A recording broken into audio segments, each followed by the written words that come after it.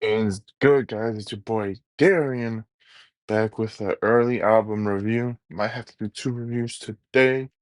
Um, but I just have to get this one out because I didn't even plan honestly doing this, but after what I heard last night, for the buck, I gotta stick to what I have to do. I love Travis Scott. I love Travis Scott. I really do. I really do. I love Travis Scott. When it comes to most of his music, his albums. I'm a big Travis Scott fan. I am. I really am. Now, obviously, you might not see it on the channel because I mean I'm barely starting up this review stuff. Um, but there's one thing you can't deny for your boy is your boy is a big Travis Scott fan. And to review him badly is something that I don't really do. Um, the last time that, back in the day, they're all deleted, but when I reviewed every single Travis Scott album, um, one of the albums that I just didn't like from him, and it was his only album that I didn't really like from him that I thought was mid, was the Jack Huncho Jack Quavo collab album, which I thought was kind of a little disappointing considering that those two made one of the, some of the greatest one of the greatest songs on Oh My This Side, you know what I'm saying, from Rodeo. But, I mean, it was what it was. And yeah. But let's talk about Jack Boys now, since that's kind of where Jack Boys kind of created a little bit with the Jack stuff. I don't know. Jack Boys one was good.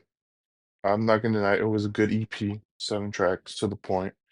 The songs I liked were pretty good. And there was a couple songs I didn't like. But the best part about it was the EP. Now, when I heard Jack Boys 2 was going to be an album, and it was, they said it was going to be 17, um, I got a little worried because I was like, man, the thing I liked about the Jack Boys EP was that it was short, sweet, to the point, and it felt like they were trying. But at points it did feel like they weren't trying. That was the issue, so I was kind of scared of like, I love Travis Scott, but to be fair, as long as I mean, I hope Travis Scott, I hope he tries. I really do hope he tries on this. Um, because sometimes I'm scared Travis Scott has this tendency to not really care. Or really, it just seems like I feel like, and I'm just gonna be honest, like when he doesn't have Mike Dean as his primary producer, or I don't know if he produced most of the stuff that he produced back in the day that's really good, or even just a good producer. It tends to get a little boring or a little annoying. And I feel like that's what we got on this album. That's exactly what we got on this album. Um, just even starting from Champagne and Bouquet, which I mean, it's probably one of the better tracks. I'm not even gonna lie to you. On this album, it's probably one of the better tracks. Not that bad. But the Pusha T diss was not worthy of anything here. It wasn't even really a diss. Um, and it didn't really go anywhere. 2000 Excursion was actually really good. I thought that was more of Travis Scott's lane. It was this weird, freaking like just like it was a good psychedelic track for him, Shaq West, and Don Toliver to do their thing. It wasn't anything too crazy, but it was your typical Travis Scott type of song that you can enjoy and you don't really have to, you know, um you can just enjoy in this weird druggy phase. I don't know. And then we get into Kick Out, and then we get into I mean, if all of these songs are for like I mean, I get it if they're for his like if this album is basically made for people to go to his concerts, I mean, even then, I think that's still a bad excuse. You can't really use that because like Astroworld, Utopia, all of that can be made for go to his concerts, but they have beautiful, amazing star-studded tracks that really make you feel like there's a theme going on in that album. The issue is there's no theme in this one. And, if there's no theme, I wonder if Travis Scott maybe was just thinking to himself, oh, I'll just make like the most generic, maybe kind of Cardi-ish. type of songs, but not too cardy. But like, I'm not really gonna give a fuck about the chorus sounding good like I usually do on most of my albums. Or I'm not really gonna give a fuck if the sound, I don't know, if it's the song is way too long because I'm doing the most stupid shit on the album and I'm not giving a fuck about it at all. And that's exactly what we got with Kick Out and Demo, both being tracks that like once you get to like 1 minute or 2 minutes, you just want it to end. And if you like it, cool, go to his concert, enjoy it. I'm not gonna get mad at you. Just go ahead and enjoy it. Click off the video because at the end of the day, I'm just gonna get you mad. I don't really care. But for me, as a Travis Scott fan, I genuinely wanted them to like I wanted it to be done after 2 minutes. I got mad. I'm very unhappy with it. But some of it went from 4 to 5. And yeah, I'm not gonna lie to you, it made me really unhappy. And then MM3 Solfego, never ever listened to a Solfego song in my life. That was my first experience with it. And I'm not gonna lie to you. I don't really think I ever want to listen to Self-Ego because I just don't think that's for me. And yeah, just I don't know what the appeal of that is or what the appeal of Self-Ego might be for people, but it just wasn't for me. Valor, whatever, featured Don Toliver, Sheck West. I looked at it. I was like, hey man, I doubt they'll make a Euphoria type of or Heaven or Hell type of track. I doubt it, but maybe they could do something. They get they get a cool ass beat that's like very not for them though. I just don't think it fits their style at all. I definitely don't think it fits Don Toliver. Shaq West on it just sounded very goofy. I don't think he could like I think he was supposed to do a rap fast type of track and it was so bad. It was so sad. Like it wasn't awful. It's better than the other tracks because like it's like I know what's kind of wrong with it, but and then the day I'm good. Contest. Travis and Sofago.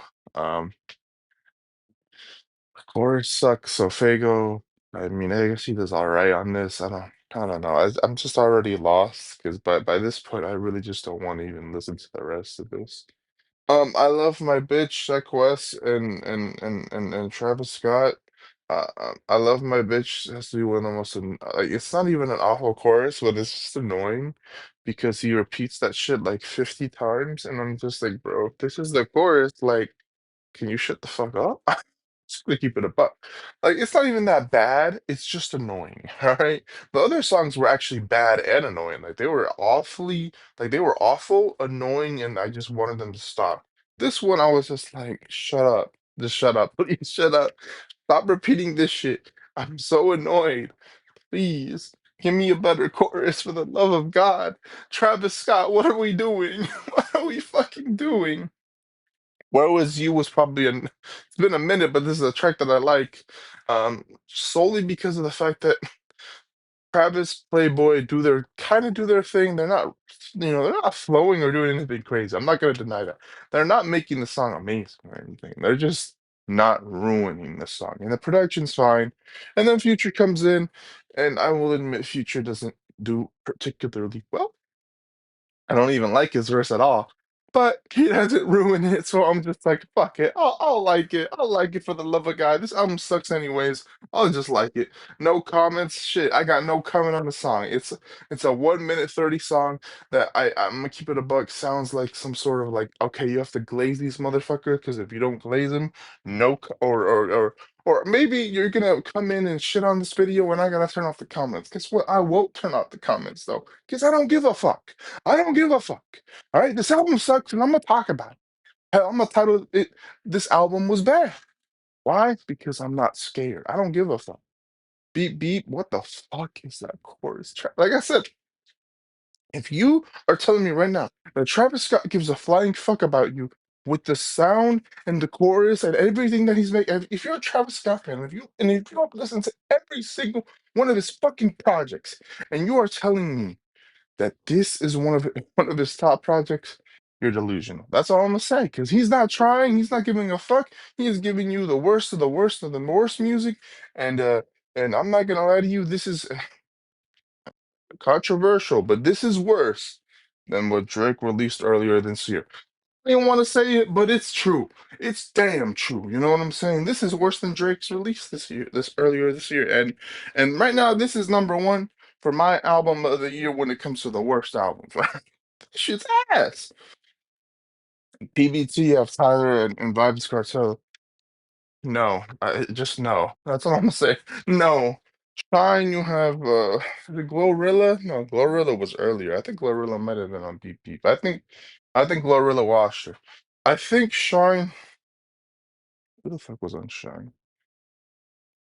Who was on Shine? There's someone on Shine. It might have been Glorilla, or it might have been someone else. I don't know. Either way, it's asked the feature wash Travis Scott, and then outside you actually have NBA YoungBoy, and NBA YoungBoy was the best part of this album. And I know you're probably going like, Darian, you're trolling. You're an NBA YoungBoy stan. You disgusting loser. I don't listen to NBA YoungBoy. I don't give a fuck about NBA YoungBoy. I don't care because why? Because I know he probably sucks. I'm not gonna deny it to you. He fucking sucks. But one thing I'm not gonna deny is if he watches someone on their own song and he actually sounds fire as fuck, and he gives a fuck, and he actually gives a fuck about what he's on. And motherfucker, I would listen to Outside if you took out Travis Scott and you just left NBA Youngboy. It's to say it, but I'ma say it. I'ma fucking say it. I'ma say it. Makes me depressed. Can't stop, don't tell everyone the sensei. Cool. Whatever, fine. It's actually enjoyable. And then the best track, believe it or not, the best track is the most like Florida Flow was actually kind of fire. I mean, production was good. The Florida Flow that the fucking Kodak brought in sounds honestly better than most Kodak verses in general when it comes to features. Like, I'm not even gonna deny it to you. I mean, Kodak Black verses in terms of features are kind of well, they just have some bad. His verses aren't bad per se, but like he has bad bars in there within like the verse that make me kind of like, eh. You know, like for example, like the drowning song. I'm not gonna lie to you. I mean, you're not gonna lie to yourself. I mean, Kodak Black didn't have the best verse in there. I mean, some of his bars were kind of annoying. Um, but this shit was amazing. Like Kodak Black actually sounded fantastic. And then Travis I think he gave a good chorus. He actually have a better chorus than honestly most of this shit. And yeah, it was probably the best track ever. But you didn't give me the best track to like the end, like the actual best track. I mean, some of the other ones I just said fuck it, I'll give you best tracks, but overall this shit's bad. I ain't even gonna review it. Like this is my review. Now you're probably going like, Darren, you don't you usually go to the notes and this and the third and maybe put like a grade down, like a 4 out of 10 or 5 out of 10. This is bad. I'm not gonna do that. Bad. I dislike most of I like what? Let's count them. 17, right? I liked one or 2000s, and then I didn't like shit till Where Was You? That's two, and then three, four, 4 out of 17. I think that's lower than a four. Yeah, that's it's ads. Like, comment, share, subscribe. I'm out. Peace.